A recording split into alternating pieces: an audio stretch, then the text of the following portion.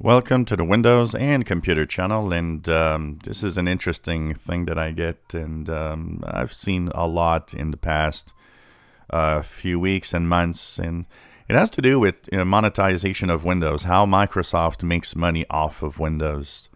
And a lot of people are on the impression that they need to do a new version of Windows to actually make money, and that is not at all the case. Windows is not like it used to be.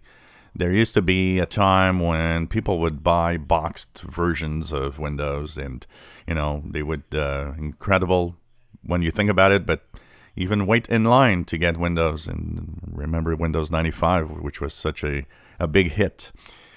So for a lot of people, they say it's impossible that Windows 10 stays Windows 10 and never has a new version out of Windows 10 because it is not going to make money for Microsoft. And Microsoft does make money with Windows 10.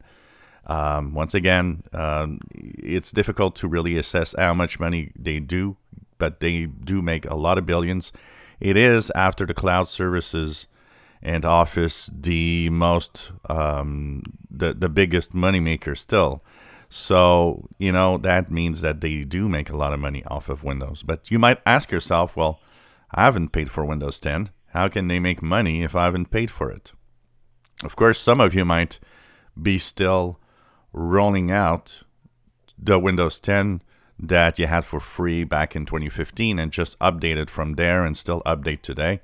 And you're still at the Windows 10 free version. So you might say, well, they're not getting money off of me.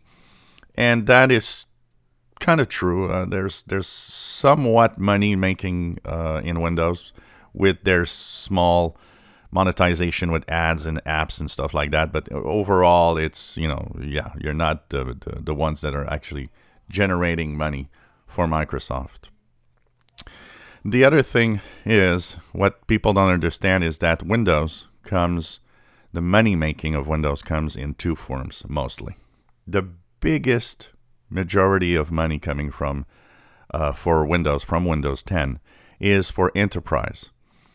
What a lot of people don't know is that enterprise pay a licensing fee that is a fee that they have to pay every year. It's not something that they pay once. It's not like the consumer version. So it's like renting Windows, basically. So consumers have their Windows in another way. Consumers, usually, the Windows that you have on your PC is paid for. You did pay for it. If you bought a new computer, in the price that you actually paid that computer, there was a small amount that went to a key for that computer. So buying a new PC, you are paying for Windows. It's part of the price of the PC. So you did give some money to Microsoft. And enterprise have licensing fees that are annual or monthly, or depending on the type of enterprise. Big businesses pay enormous amount of money to have Windows. So it does generate a lot of money still. And you don't need a new version to generate money. This is something that if you calculate that the majority of all the money comes from enterprise, because Windows, you might have Windows in your home, but remember that the majority of users, the biggest chunk of Windows users is business. And only a small portion of Windows users are actually regular home users that just want a PC with Windows in it. So that's the small part of people basically with Windows 10. So money is not a problem, and they don't need to make a new version of Windows to make more money. It doesn't work like that.